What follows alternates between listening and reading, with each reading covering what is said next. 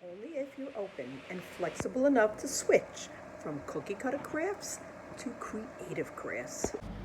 So here are two cookie cutter campfire crafts. That's one. Here's another one, a great teacher's idea. For a campfire, we basically will need logs. So I have all different kinds of brown, tan, longer, shorter, skinnier ones available.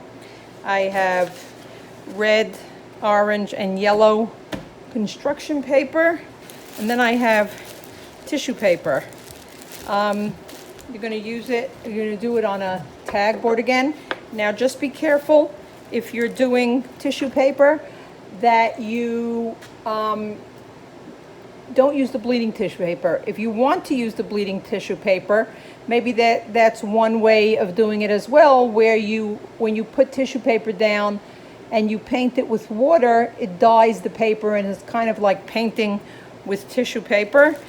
If you want to add some paint in the warm colors, yellow, red, orange, you can do that as well. I would also give them black writing utensils. It could be black crayons, Sharpies, this black China marker to add to their bees. So this was the campfire activity. This was done by the 4-year-old. Then we had, this ones were done by the 5.5-year-old. I had these toothpicks, and he arranged those and then colored it. Then we had the 8-year-old who was drawing it, and I told him that I really wanted this to be a collage project. So he took some small papers and cut them up and added them to be his logs. And then we have the 9-year-old who used the tissue paper and the brown things for logs and wrote "Have a great time camping." And here we have the painted watermelon rocks. To remake the painted watermelon rocks, which most young children can't do in any way, I would have a sheet. I created this in Canva. If you want to take a screenshot of it, go right ahead and you can use that.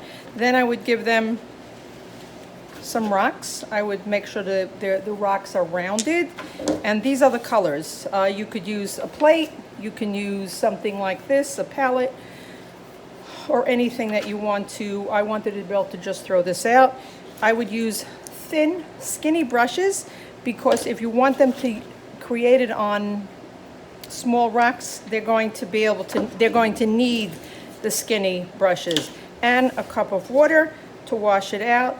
And after they look at the watermelon pictures, depending on the ages, let's see how they create their watermelons. I had a 2-year-old doing these rocks, and that's how she did it. So here we have our watermelon rocks. This was done by the 4-year-old who actually added the dots for the seed after he saw what some of the other children have done. This was the 5.5-year-old. This was the 8-year-old. And this one was the 9-year-old. It's interesting because the younger ones look a little bit neater, but it really depends on what they were trying to do. One thing you do have to do, though, is have a blow dryer handy, because if they're working on these, once they paint one side, they want it to dry before they can work on the other side. So they could just blow dry one side. And don't forget that I had this handy for them as they were painting it. Does this type of crafting resonate with you? If so, go to the link in the description below and you can get my free 2-page craft makeover guide, which will teach you how to take appropriate crafts and make them more creative and developmentally appropriate.